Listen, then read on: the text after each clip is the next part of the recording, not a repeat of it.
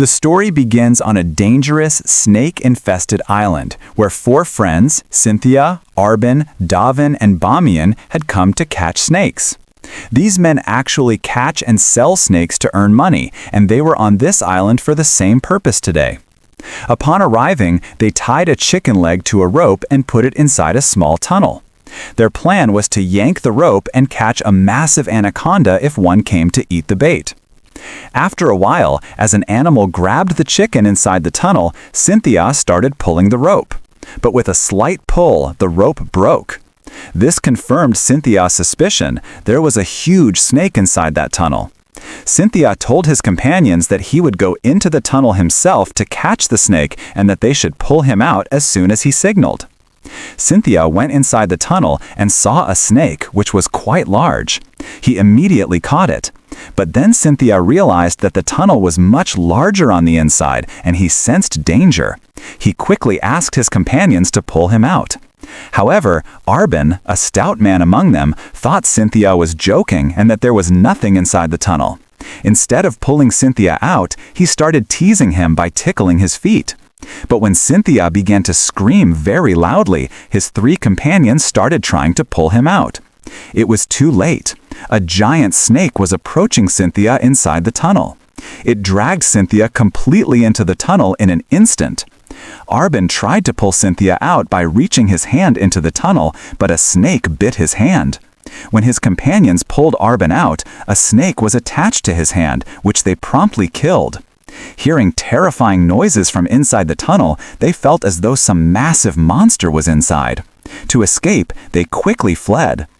They were so terrified by the sounds from the tunnel that they quickly got into their boat and started heading back home. It was night and raining heavily. Arbin was in a state of shock, consumed by the guilt that Cynthia's life was lost because of him. An argument broke out among them over this. Suddenly, their boat was hit by a hard bump. They were scared, thinking that perhaps the monster from the island was following them.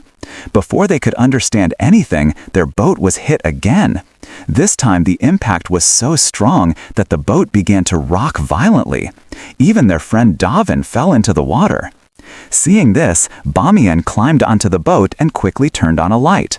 Arbin immediately threw a life preserver into the water to save Davin. But the moment Arbin looked at Bamiyan, he saw a huge snake standing right behind him, which vanished the next moment. The snake then attacked Davin, who was in the water, killing him. Arbin tried to kill the snake with a spear, but the snake launched a powerful attack on Arbin, lifted him into the air, and preyed upon him before he could fall back down. Seeing the size of the snake, Bamiyan was so terrified that he begged the snake to spare his life, promising he would never catch snakes again. But the snake still climbed onto the boat and advanced toward him. Near a camera on the boat, there were some snake eggs. This giant snake had followed the eggs all the way to the boat. In the next moment, the snake killed Bamiyan too. A few days later, a woman was rushing to take a man named Sean to her house. Sean is a snake catcher, and a dangerous snake had entered her home. Upon entering the woman's house, Sean found some snake eggs that the woman's husband had brought home. According to Sean, the snake was there for these eggs. Sean heard some noise from the upstairs room. He went up and saw the woman's husband and child sitting terrified in a corner with the venomous snake right in front of them. The snake tried to attack Sean, but he was so skilled that he caught the snake with just a rope within moments. When the woman's child thanked Sean for saving their lives from the snake, Sean simply told the father not to steal snake eggs again. Afterward, Shan's friend Muffin arrived and showed Shan a news report on his phone. The report stated that following the giant snake incident at sea a few days ago, the police had found Bamiyan's body and some belongings on the shore. Without wasting time, Shan went straight to the Wildlife Protection Association office. He showed Bamiyan's picture and explained that the bite marks on Bamiyan's body indicated the work of a Titan anaconda, measuring about 15 meters long, and that such snakes only inhabit Snake Island. Shan intended to use the authority of the Wildlife Conservation Organization to request the government to declare Snake Island a nature reserve. However, a senior from the Environmental Protection Department named Zhao, who was present, said this was impossible because according to the International Snake Organization, such snakes disappeared from Earth 58 years ago. As proof, Shan showed everyone the last video taken from Bamiyan's camera, where the Titan Anaconda was clearly visible. This video left everyone stunned. They then instructed Zhao to go with Shan to Snake Island and investigate the matter. Before leaving, Zhao learned that Shan was a former soldier and a descendant of the Snake King. Meanwhile, Penn, the owner of a large real estate company, had secured a tourism project for 4 desert islands, one of which was Snake Island. Penn had invested a huge amount of money in this project. He approached a man named Jin who catches and sells snakes on the black market. Penn gave Jin some gold bars and told him to stop Shan at any cost, as all his investment in the island project would be ruined if Shan proved the presence of the Titan Anaconda. Jin assured him he wouldn't let that happen. The next day, Shan, Zhao, and his friend Muffin set off by boat for the Titan Anaconda's island. During the journey, Shan looked through his binoculars and saw Jin and his goons also heading toward the same island. Shan realized Jin was colluding with Penn. Upon reaching the island, Jin set up camp with his goons and began planning to catch the Titan Anaconda. In the meantime, when one of their men, Mutao, went a little distance away to urinate, his tied-up dog began barking loudly. The dog was sensing something in the nearby bushes. The dog tore loose and ran into the bushes, but never returned. Mutao was quite scared. His fear reached its peak when something very large began rapidly approaching him. A little later, Mutao stumbled back to the camp badly injured. A huge cobra followed him, which was responsible for Mutao's condition. Seeing the cobra, everyone ran away, but the cobra flared its hood and stood right in front of one of their companions. If the man moved, the cobra would kill him. Just then, a girl and 2 men, who were siblings, emerged from a tent and started playing rock, paper, scissors. The winner would catch the giant cobra. Heng, one of the men, won and decided to catch the cobra. He was so skilled that he caught the cobra in an instant, bagged it, and handed it to Jin. Just then, Shan arrived with his companions and told Jin to release the cobra. After a brief argument, Jin challenged Shan, saying he could take the bag if he could snatch it away. This led to a fight between the two. Shan, being a former soldier, had the upper hand over Jin and quickly got the bag with the cobra.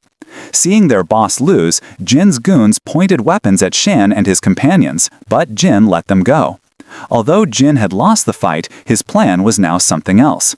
Shan, Muffin, and Zhao freed the cobra and then began searching different locations to gather evidence of the Titan Anaconda's presence.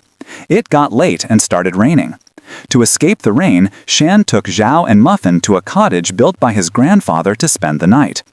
As they entered the cottage, they smelled rotting fish. This made them suspect that the Titan Anaconda must have been there. They cautiously searched the cottage and found a dead body. Muffin and Zhao were terrified, but Shan recognized the body as Arbin, Bamiyan's friend. Seeing the decayed state of the body, Zhao said he died from being swallowed by a snake. Shan said they would notify the police about Arbin's body for his last rites as soon as they got a signal. They also saw a large hole in the cottage wall and blocked it with some items to prevent the snake from entering. After this, Zhao started changing his clothes while Shan began cooking for everyone. During this time, Zhao felt that someone was secretly watching him, but he ignored it for the moment and joined Shan and Muffin for a meal. After eating, Muffin found a picture of the Titan Anaconda in a small chest belonging to Shan's grandfather. Shan and Zhao again sensed someone's presence. When Shan tried to open the door, it had been locked from the outside. Meanwhile, Muffin saw something moving inside the cloth covering Arbin's body nearby and was very frightened. When Shan removed the cloth from the body, there was a venomous snake there. Shan cleverly threw the snake away, but immediately another snake bit Muffin.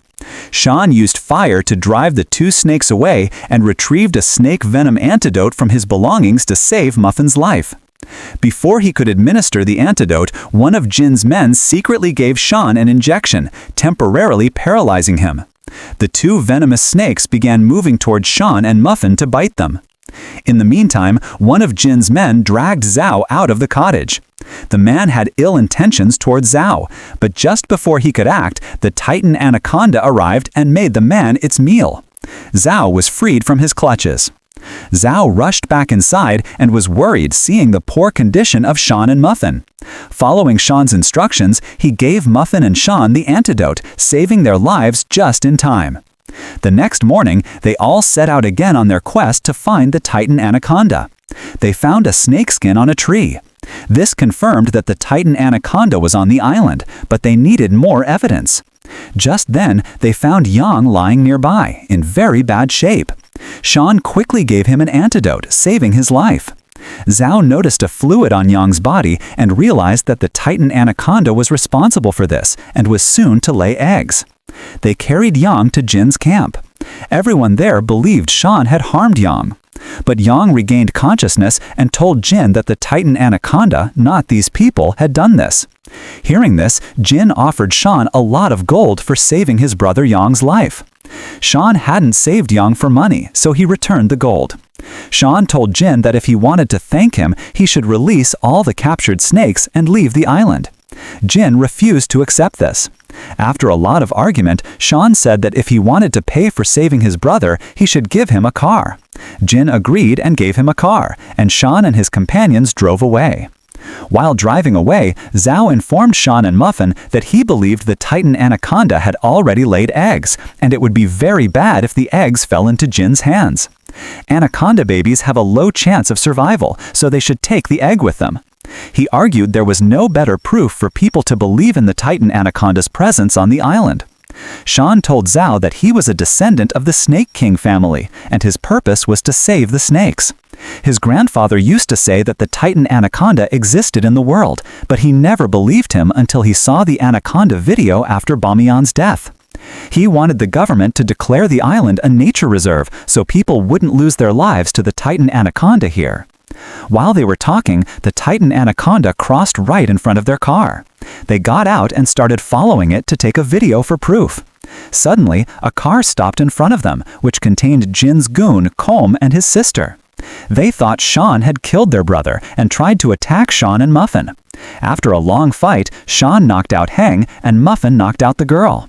They then rushed to find Zhao, who had gone after the Titan Anaconda alone. Zhao, following the Titan Anaconda, reached its cave. Seeing the anaconda leave the cave, Zhao looked down with his torch and saw the anaconda's eggs. He was thrilled. With the anaconda gone, Zhao used a rope to descend and observe the eggs up close. Just as he felt the anaconda returning, he quickly put an egg in his bag and started climbing back up with the rope. But suddenly, the man who had tried to assault Zhao outside the cottage grabbed his leg and started pulling him down. The anaconda had regurgitated him inside its cave, and he was somehow still alive.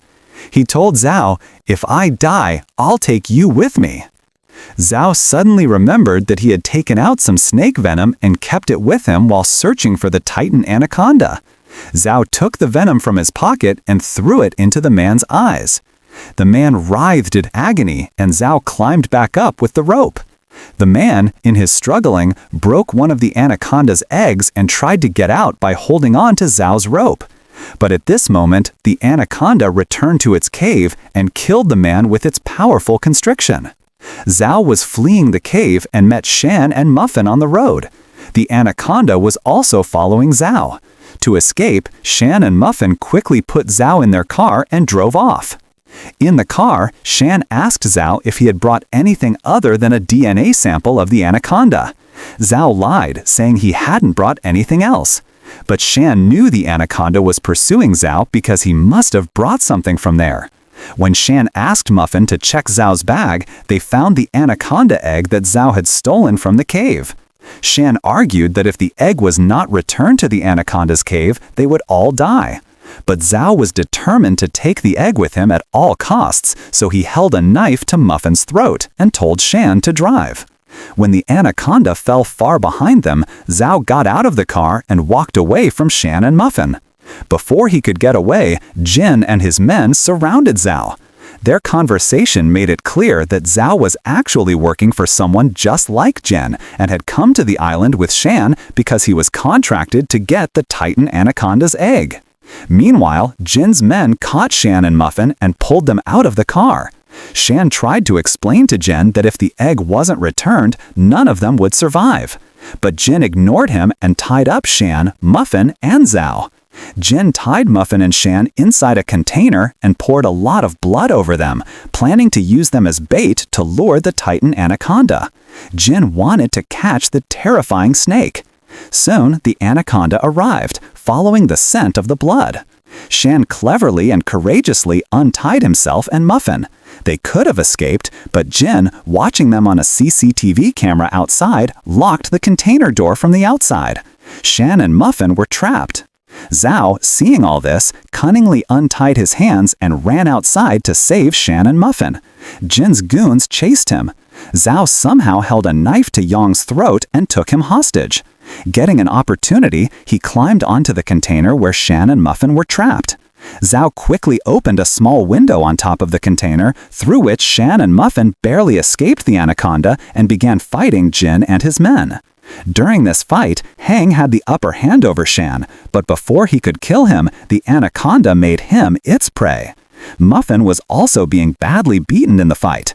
Seizing an opportunity, he opened the container door. The trapped Anaconda burst out and began preying on everyone, causing chaos.